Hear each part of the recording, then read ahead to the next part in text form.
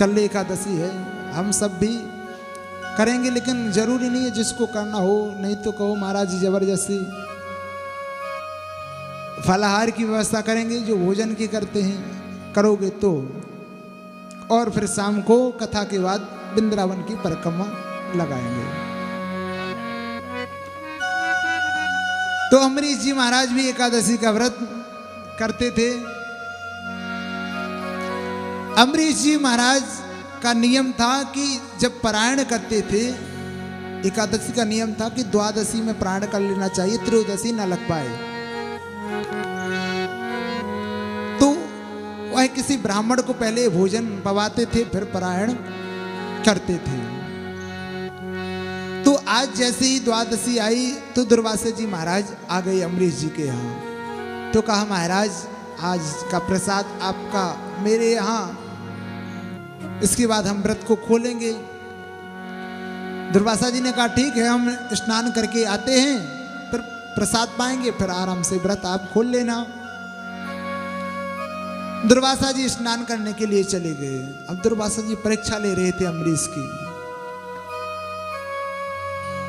दुर्वासा जी स्नान करने के लिए चले गए। स्नान में इतना लेट हो गए कि कुछ समय बाद त्रयोदशी लगने वाली थी।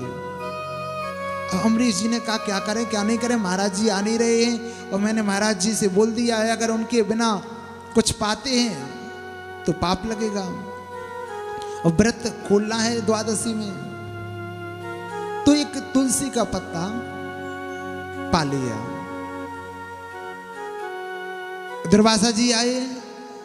दुर्वासा जी को पता चला कि इन्होंने मेरे बगैर तुलसी का पत्ता खा लिया। कहा हम तुम्हारे यहां नहीं पाएंगे, श्राप देते हैं। कैसा कृत्य करते हो तुम, एक ब्राह्मण को पहले निमंत्रण देते हो, फिर उससे पहले पा लेते हो। हाँ महाराज त्रयोदशी लगने वाली थी। दुर्वासा जी क्रोध के मारे लाल हो गए, कृत्या को प्रकट किया।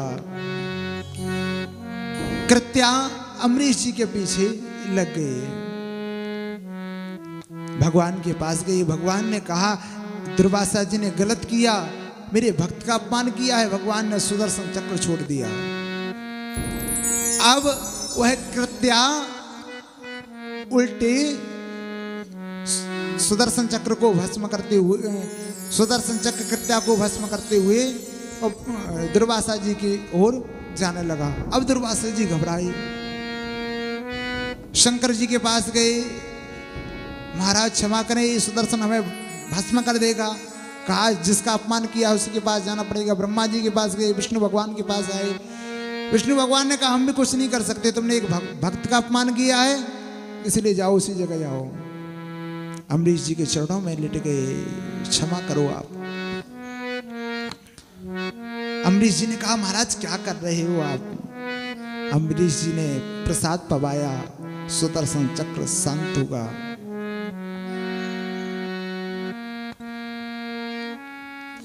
इसी वंश में आगे चलकर मुचकुंद हुए, जिनके महान प्रतापी राजा हरिश्चंद्र हुए, सगर हुए। सगर के 60,000 पुत्र थे। एक बार की बात, सगर ने बहुत बड़ा यज्ञ किया, अश्वमेध यज्ञ। इंद्र ने घोड़ा चुरा लिया। सगर के 60,000 पुत्र ने घोड़ा ढूंढने के लिए भ्रमण किया। कहां गया तो इंद्र ने उस घोड़े को कपिल मुनि के आश्रम में बांध दिया। आज सगर के 60,000 पुत्र गए, कपिल से कहा तुम चोरी करते हो, ऐसा करते हो, वैसा करते हो। जैसे ही कपिल भगवान की समाधि खुली, 60,000 पुत्र भस्म हो गए। फिर आगे चलकर अंशुमान हुए, दिलीप हुए। कहा ठाकुर जी का समय हो गया, बोल रहे जल्दी बुलाओ। तो अंशुमान हुए, दिलीप हुए। कहा गंगा जी को जो लाएगा उनका स्पर्श कर देगा तो 60,000 पुत्रों की मुक्ति हो जाएगी। दिलीप आदि अंशुमान गंगा जी को लाने में असमर्थ रहे। भागीरथ जी आए, जो गंगा जी को लाए, 60,000 पुत्रों की मुक्ति हुई और नाम पड़ा भागीरथी गंगा। बोलिए गंगा मैया की जय हो। इसी वंश में आगे चलकर खड़वांग हुए, दीरवायु हुए, रघु हुए, अज हुए और अज के महाराज दशरथ। दशरथ जी के कोई संतान नहीं है। इस वंश में अधिकतर यज्ञ होता है जिससे संतान होती है। दशरथ जी उदास हैं, गुरु जी के यहाँ गए। गुरु ग्रह गयो तुरत महिपाला, जोर पान कर विनय विशाला। एक बार भूपति मनवाही, भई गलानी मोरे सुत नाही। महाराज हमारे यहाँ पुत्र नहीं है, क्या करें? गुरु जी ने कहा धरो धीर हो यऊ सुतचारी, तुम धीर धरो, तुम्हारे यहाँ एक नहीं दो नहीं चार चार पुत्र होंगे। पुत्र कामेष्टि यज्ञ किया, जिससे स्वयं यज्ञदेव चरु लेकर आए। सबको चरु दिया गया, तीनों माताओं को, कौशल्या मैया को, सुमित्रा मैया को, कैकेयी मैया को। कहते हैं सुमित्रा मैया का चरु चील उड़ा कर ले गई। जो अंजनी मैया ने पाया, जिससे हनुमान जी का प्राकट्य हुआ, तो वो भी भाई माने जाते हैं। अब सुमित्रा मैया घबराई, महाराज हमारा तो चील चला गया। तो कैकेयी मैया ने और कौशल्या मैया ने आधा आधा चीर दिया। तो इनके एक एक हुए, उनके दो हुए। समय आ गया। क्या किस महीना में राम जी का जन्म हुआ? भादो में? हाँ, सागर वाले चैत्र में। क्या बात है, पता है? चैत्र महीना आया, प्रतिपदा तिथि आई, द्वितीय आई, तृतीय आई, चतुर्थी आई, पंचमी आई, षष्ठी आई, सप्तमी आई, अष्टमी आई और नवमी आई। दिन के 7 बजे, 8 बजे, 9 बजे, 10 बजे, 11 बजे और 11:30 बजे। फिर जैसे ही दिन के 12 बजे नवमी तिथि मधुमास पुनीता, शुक्ल पक्ष अभिजित हरिप्रीता, हमारे राम लला सरकार का प्राकट्य हो गया। बोलिए श्री राम लला सरकार जय हो। प्रगटे हैं चारों भैया, प्रगटे हैं चारों भैया, अवध में बाजे बधैया। प्रगटे हैं चारों भैया, अवध में बाजे बधैया। प्रगटे हैं चारों भैया, अवध में बाजे बधैया। प्रगटे हैं चारों भैया, अवध में बाजे बधैया।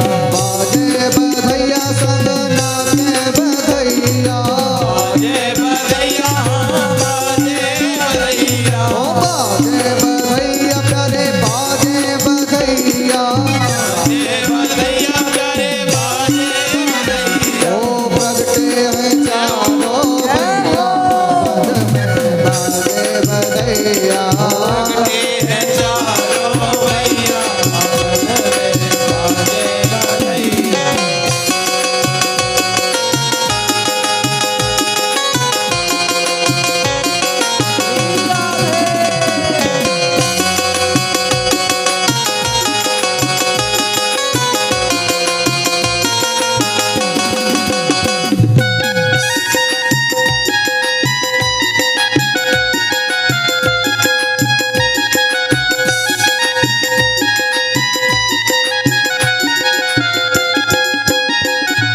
राजा दशरथ घर लाला जायो, राजा दशरथ घर लाला जायो। ओ राजा दशरथ घर लाला जायो।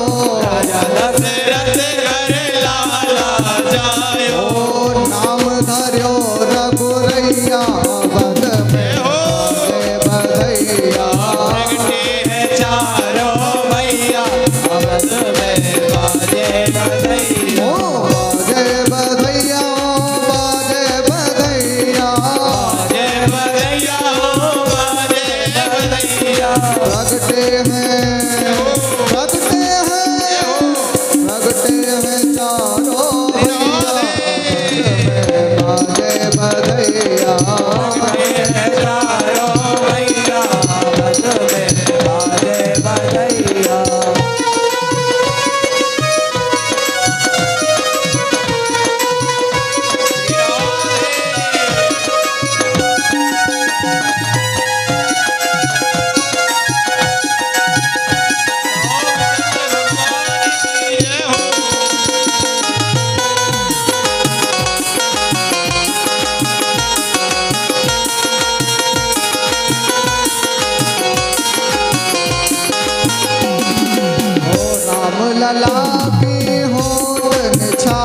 निछावर राम लला की होत निछावर राम लला की होत निछावरी लला की होत निछावर होत निछावरी होत निछावरी होत निछावर होत निछावर ओ राम लला की होत निछावरी राम लला की होत निछावर ओ तद माखन रबरैया पद में बाजे बधैया लगते हैं चारों भैया बाजे बधैया बाजे बधैया हो बाजे बधैया बाजे बधैया हो बाजे बधैया ओ बाजे बधैया सखी बाजे बधैया बाजे बधैया सखी बाजे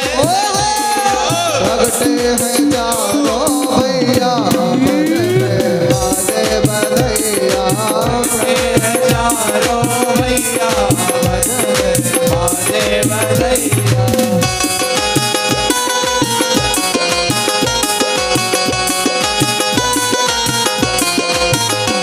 श्री राम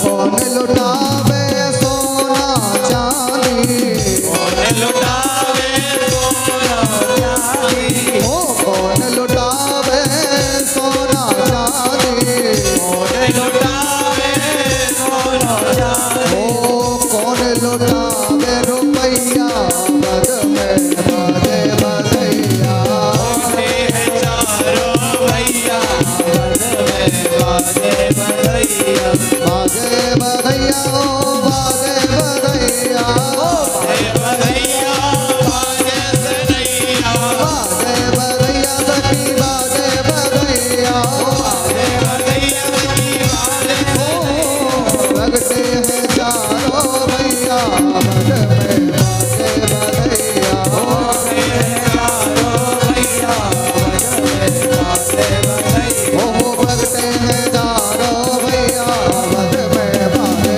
बधैया चारों भैया बाजे बधैया ओ बाजे बधैया हो बाजे बधैया बाजे बधैया हो बाजे बधैया ओ बाजे बधैया सखी बाजे बधैया बाजे बधैया सखी बाजे बधैया ओ लगते हैं चारों भैया बद में बाजे बधैया चारों भैया बाजे बधैया ओ लगते हैं चारों भैया बद में बाजे बधैया चारों भैया बाजे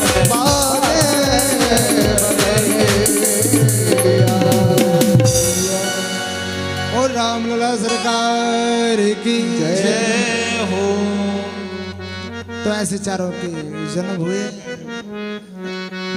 नामकरण संस्कार हुआ, राम लक्ष्मण भरत शत्रुघ्न चारों के नाम रखे गए। वशिष्ठ जी महाराज आए, लक्ष्मण जी को और राम जी को अपने साथ, अरे वो क्या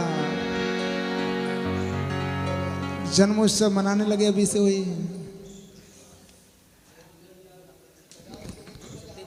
तो राम जी और लक्ष्मण जी वशिष्ठ जी के साथ गए। अब साथ गए तो जनकपुर में भी पहुंच गए, क्योंकि राम कथा संक्षिप्त में, इसलिए हम भी संक्षिप्त में चलेंगे सुपर फास्ट। जनकपुरी में पहुंच गए, पहले से ही धनुष यज्ञ का आयोजन हुआ, जो धनुष तोड़ेगा सीता मैया का विवाह उसी के साथ होगा। एक से एक बड़े बड़े राजा आए, किसी ने नहीं तोड़ पाया। राम जी ने धनुष तोड़ा। अब बारात आई, अब यहाँ अयोध्या से बारात जा रही है जनकपुरी, अद्भुत बारात है महाराज। कोई गांव मिला, गांव वाला ने पूछा कि बारात कहाँ से आ रही है, कहाँ जा रही है। कहा अयोध्या से दशरथ जी के यहाँ से बारात आ रही है और जनकपुरी में जनक जी के यहाँ बारात जा रही है। कहा क्या बात है, बहुत अच्छी बात है। कहा दूल्हे सरकार कहाँ है। अब दूल्हे सरकार तो पहले से ससुराल में है। अब जिससे पूछे तो वो पूछे कहाँ है दूल्हे सरकार। कहा पीछे आ रहे हैं, पीछे आ रहे हैं, अभी आगे तो बाराती हैं। तो किसी प्रकार आगे वाले निकल गए, अब पीछे वाले आए, उनसे पूछा कहाँ है दूल्हे सरकार। कहा आगे निकल गए दूल्हे सरकार, आपने नहीं देखा। अब बारातियों ने आपस में वार्तालाप की, बात तो गड़बड़ है, अभी और भी कई गांव मिलना है, क्या बताएंगे। तो घोड़े पर भरत जी को विराजमान कर दिया दूल्हे सरकार बनाकर, क्योंकि भरत जी की और राम जी की शक्ल थोड़ी थोड़ी मिलती थी। तो दूसरा गांव आया, कहा कहाँ से आ रही है बारात, कहाँ को जा रही है। कहाँ अयोध्या से आ रही है, जनकपुर को जा रही है। और कोई पूछे भी नहीं कि दूल्हे सरकार कहाँ है, तो कहा ये है दूल्हे सरकार, ये है दूल्हे सरकार। कहा नहीं दूल्हे सरकार नहीं पूछ रहे, हम ये पूछ रहे हैं कौन सी तिथि में विवाह होना है।